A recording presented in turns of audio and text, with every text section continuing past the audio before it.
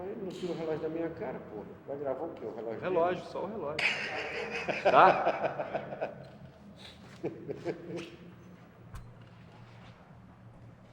Vamos lá. Quando vocês estiverem prontos, me avisam.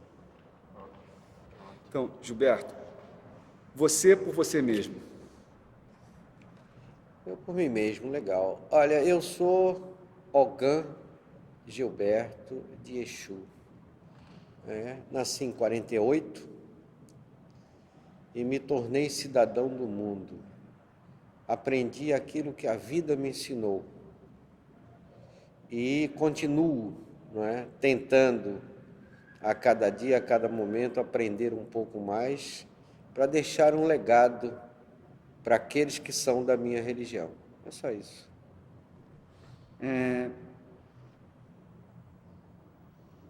Qual a sua visão do culto dos orixás nesse momento em que ele se dissemina cada vez mais por várias partes do mundo?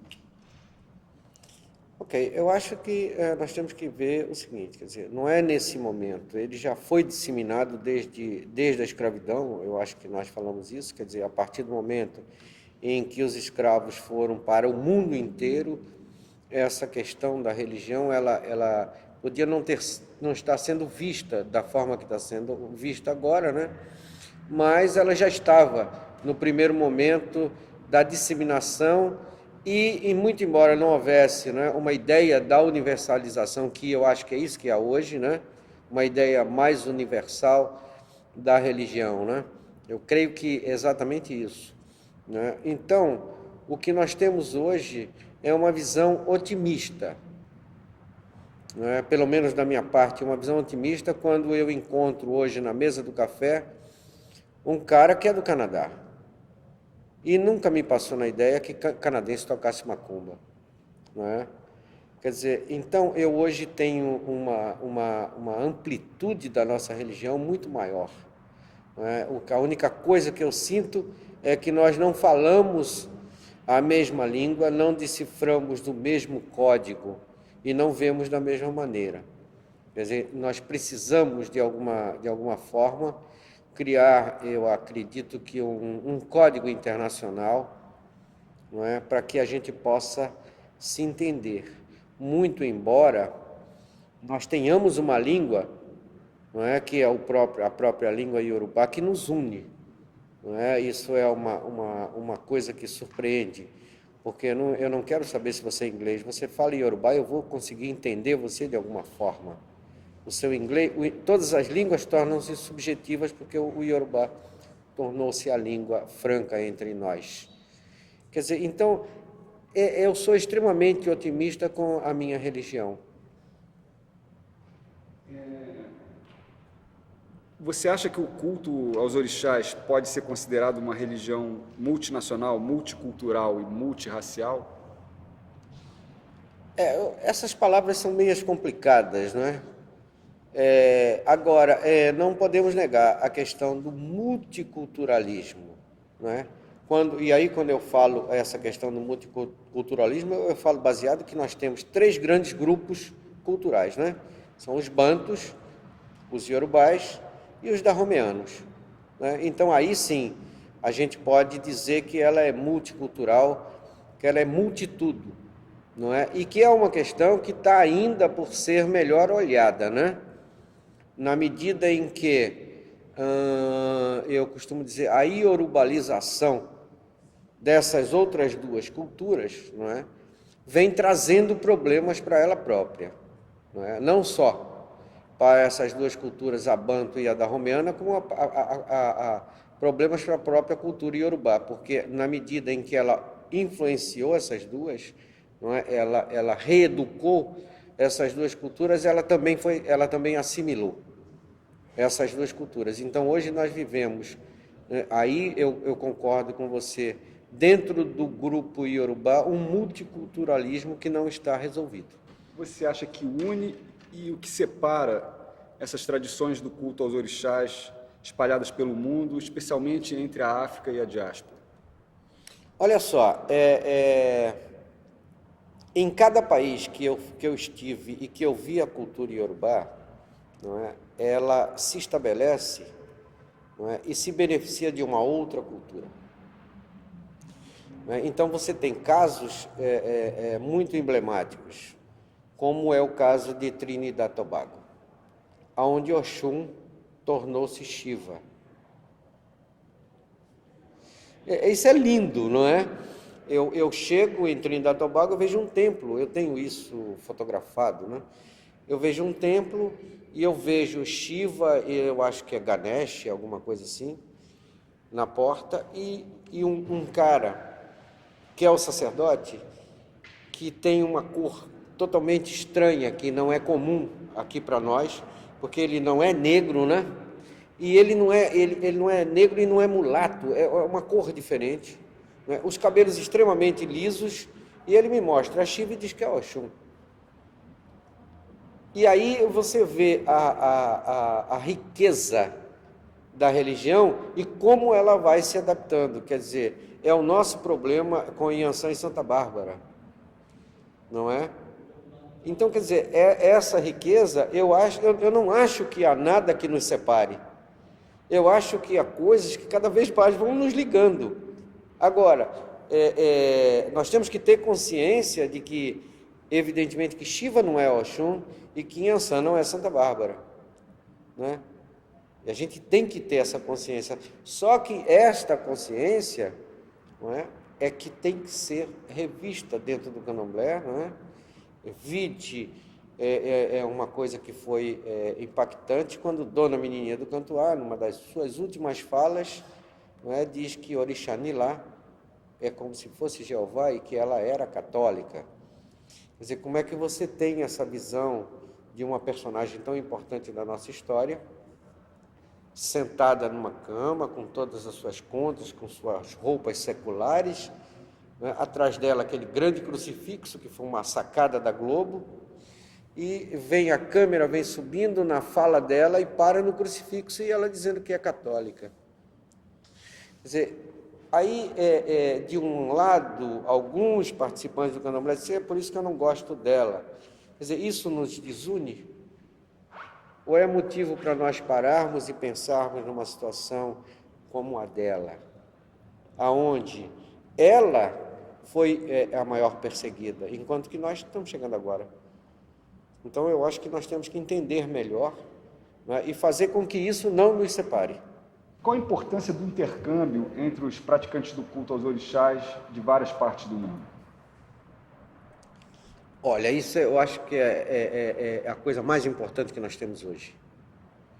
Hoje é a coisa mais importante, porque nós temos que entender, por exemplo, quando os cubanos chegam aqui e como quando os iorubás chegam aqui, não é? Como é que se passa esse intercâmbio e quais são os motivos desse intercâmbio, não é? O que esse intercâmbio vem trazer para a gente, não é? Então, eu acredito que esse intercâmbio, na medida em que você é uma pessoa centrada, você se beneficia dele, não é? E eu sou testemunha, eu próprio me beneficiei muito disso, né? Eu sou aluno do primeiro curso de Iorubá da USP em 77. Por quê? Porque eu vou em busca do conhecimento, e o conhecimento só se faz através do intercâmbio. Eu vou em busca da língua, não é? E vou parar na Nigéria. E da Nigéria eu vou aos Estados Unidos, eu vou a Cuba, enfim, quer dizer, tudo por conta de um curso, não é? Que na realidade era um intercâmbio proposto entre a USP e a Universidade de Lei e Fé. Agora, evidentemente que no rastro desse intercâmbio, não é, você tem toda a ralé que compõe esse quadro, todos os vendilhões, não é, os antiéticos, os imorais, e seja lá o que você quiser. Agora, você é que tem que ser bastante inteligente, não é, para separar o joio do trigo, não é? Porque em todos os intercâmbios, seja lá em que nível for, sempre vai haver os espúrios. Vide o que acontece entre nós mesmos, quando se propõe um intercâmbio entre dois estados, falando a mesma língua e cultuando os mesmos orixás, entre aspas. Já nós temos problemas, quer dizer, quanto mais no intercâmbio mais aberto, mais macro, como o intercâmbio cultural ou religioso, não é, entre países, não é? Então você vai encontrar em todos os cantos os bons e os maus, não é? E aí você que tem que ter o discernimento e separar o joio do trigo para que esse intercâmbio seja bom. Quais os maiores riscos desse processo globalizante do culto aos orixás? Em que medida eles podem induzir a uma homogeneização da religião, por exemplo, a perda da diversidade? Fala um pouco sobre os riscos desse processo de intercâmbio e de globalização. Eu não vejo riscos no processo desse intercâmbio. Eu não vejo riscos, eu vejo benefícios na medida em que eu chego em São Francisco e eu conheço um personagem que tornou-se histórico, como Ernesto Pichardo, e eu estou indo em busca dos direitos da religião aqui. E eu vou encontrar respostas nos Estados Unidos, quando Pichardo, não alguns babalaus são presos por causa de problemas de sacrifício de animais, e ele pega esta causa, quer dizer, e vai até a Suprema Corte e ganha a questão, e aí numa aliança que eu achei muito legal, quer dizer, numa aliança com os judeus. À medida em que os judeus podem fazer seus sacrifícios, a nossa religião também pode fazer seus sacrifícios. Quer dizer, eu estou falando isso de grosso modo, você pode, de repente, ver melhor esse assunto que eu estou falando aqui agora, mas eu não vejo riscos de forma nenhuma, eu vejo benefícios à medida em que nós não temos respostas aqui e temos respostas ali, e só o intercâmbio que vai nos trazer. Quer dizer, riscos quais são? São os riscos que nós temos diariamente aqui no Brasil, não precisa sair nem fazer nenhum intercâmbio, na medida em que um terreiro de candomblé resolve bater de frente com outro terreiro, e aí as maledicências são as maiores possíveis. Quer dizer, então o risco já há. Então vamos esquecer esses riscos e ver os benefícios, porque neste caso o risco-benefício, o benefício é bem maior do que o risco.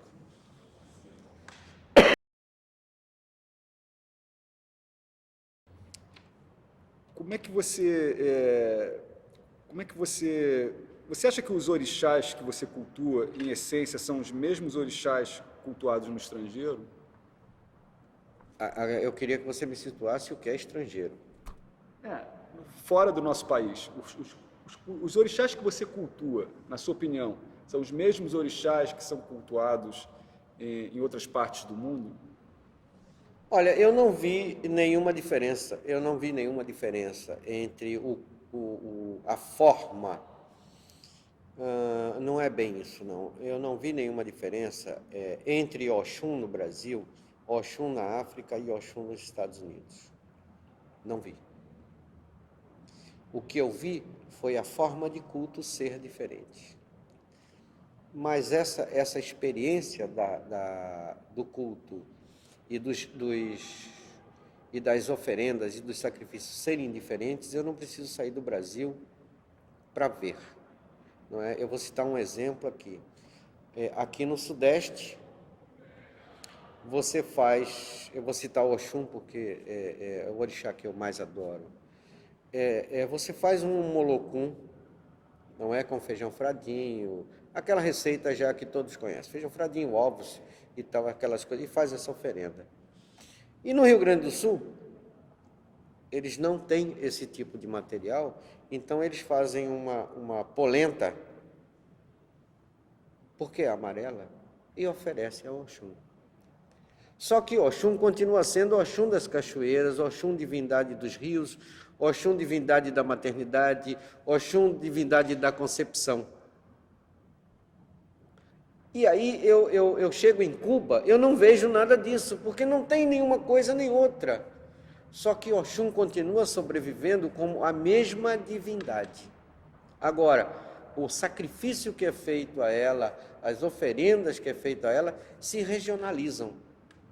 E aí eu acho isso muito verdadeiro, porque todos esses cultos, todos esses orixás, acima de tudo, são agropecuários. e cada qual, não é, os habitantes daquele local oferecem àquele orixá, naquele determinado momento, aquilo que eles têm.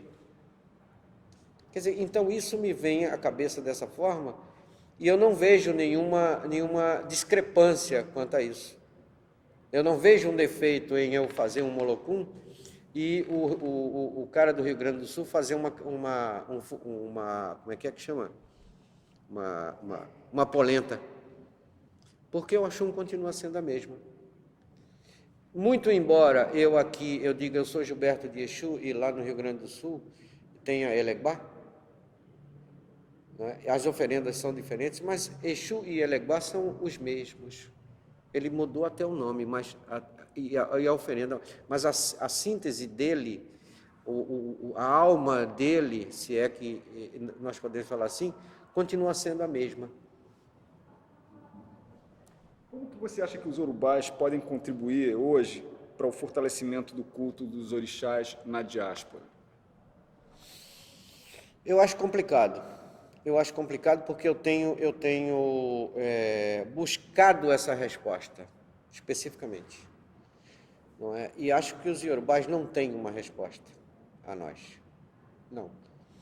Eu acho que nós é que temos que começar a formular as perguntas para que eles comecem a elaborar uma resposta. O culto aos orixás está no Brasil e no mundo inteiro disseminados, não tem problema, correto? Hoje, os iorubás tentam estabelecer um culto chamado culto de Ifá, não é? Que é uma nova retomada, acredito que é um reaprendizado através de Ifá. Eu considero isso uma coisa totalmente equivocada dos iorubás. Muito equivocada. Eu acho que eles têm que vir, não é? Porque isso eu vi alguns fazer isso, vir entender o culto que nós praticamos aqui, não é? E voltar eles mesmos lá e rever os cultos que deixaram de ser praticados. Não é? Uma coisa que torna-se evidente, por exemplo, o culto ao Oxóssi no Brasil. Essa loucura que é o culto ao Oxóssi no Brasil, enquanto que na Nigéria, ou mesmo no Dahomey, está quase extinto.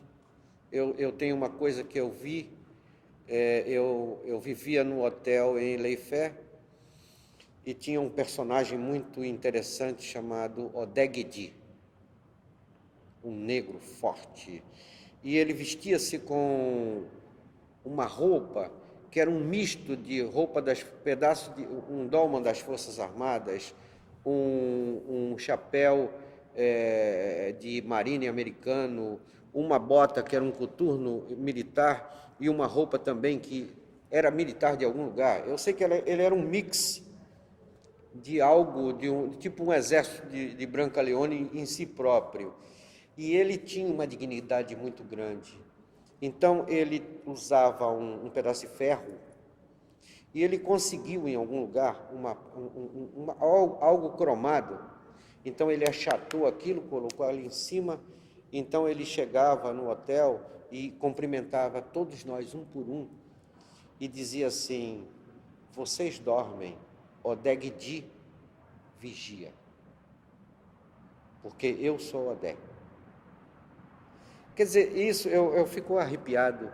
Eu via aquela pessoa, ele me soava uma pessoa assim, patética, porque ele era o culto de Odé na minha frente, sabe? Ele era o próprio Odé. Quer dizer, a função perdida dos caçadores, não é? Toda a disfunção possível, mas ele mantinha aquela dignidade quando ele batia aquele bastão e dizia assim: Odegdi vigia. Você entende? É complicado isso. Ao mesmo tempo em que a gente fica arrepiado, é bonito isso, não é? Por outro lado, eu tomava cerveja todo dia com um caminhoneiro que me ensinava cantigas de Ifá, chamado Ifá Olá Sissi. Ele que me mostrou que não se divide a cerveja. E por que não se divide a cerveja? Ele dizia assim, a sua cerveja é a sua cerveja, a minha cerveja é a minha cerveja. Isso tudo no bar de um hotel, em Lei e Fé. Você acha possível incorporar concepções, modelos, comportamentos relacionados com o culto aos orixás de outros países que não o seu? A gente pode dar uma pausa? 2 minutos. Alô? Oi. Entendi.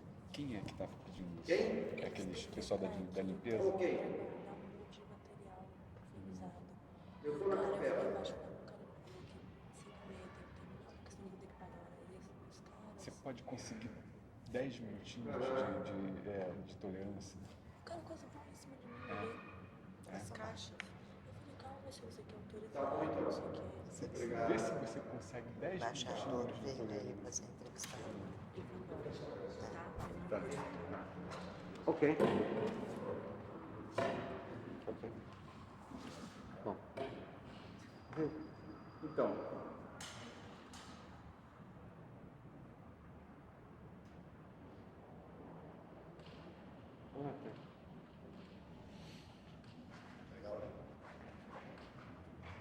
tá rodando ainda, né?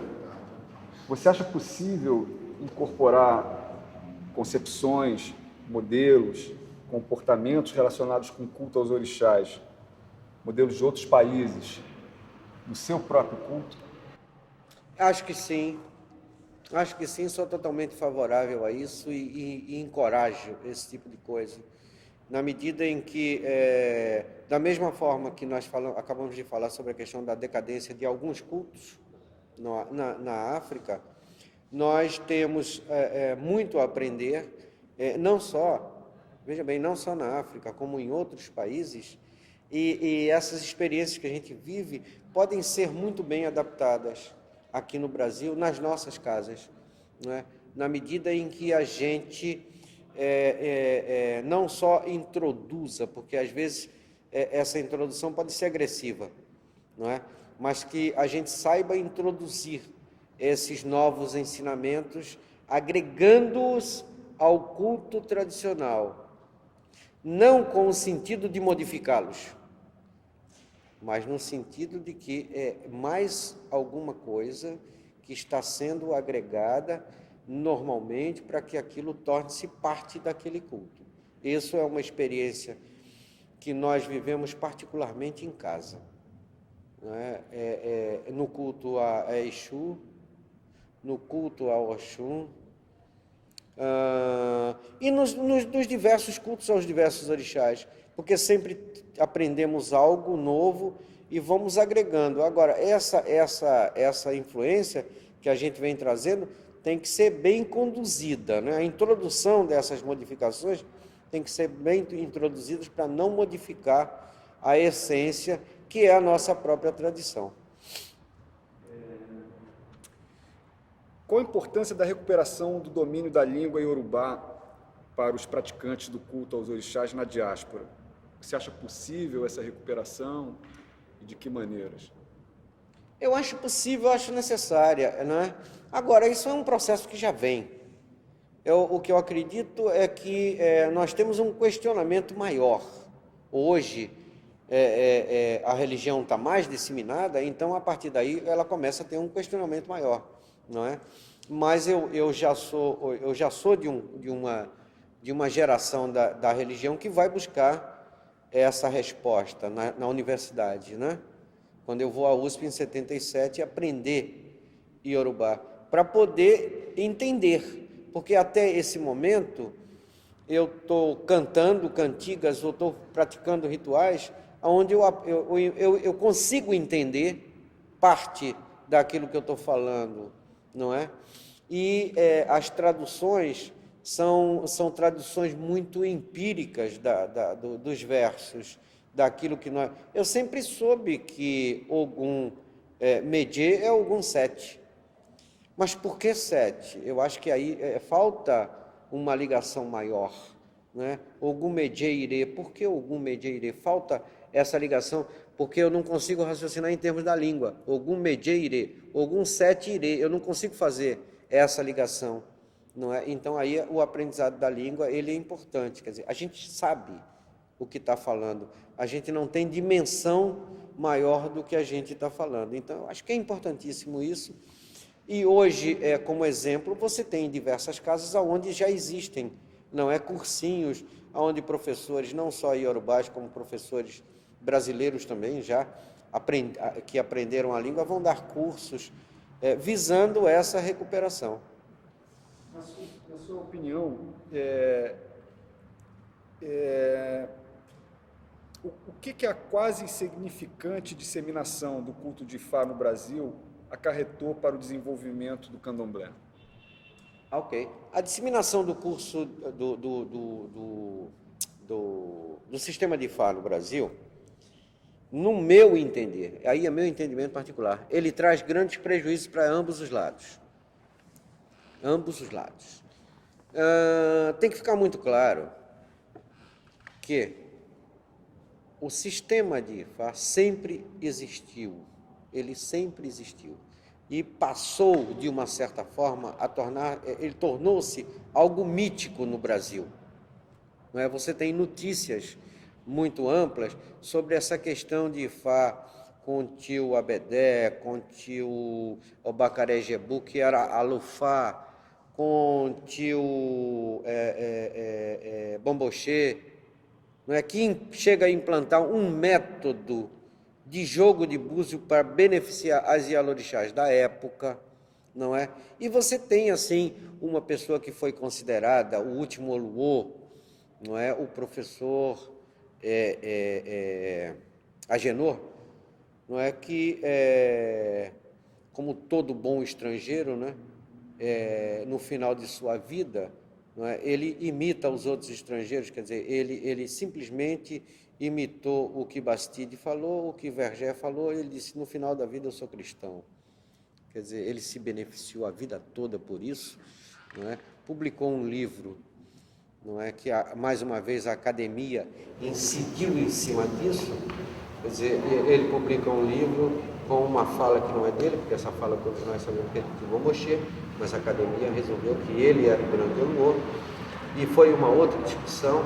Então, esse sistema de Ifá, né, foi agressivo à medida em que falsos sacerdotes de Ifá, isso eu posso falar com bastante propriedade, porque eu já disse na cara deles todos, falsos sacerdotes de Ifá, mercantilistas de Ifá, isso tanto do sistema iorubá como do sistema cubano, vieram para cá e quiseram se impor. Então, esses maus sacerdotes, né, tanto no nível nigeriano como no nível cubano, estão vendo aqui fazendo um desserviço à Ifá.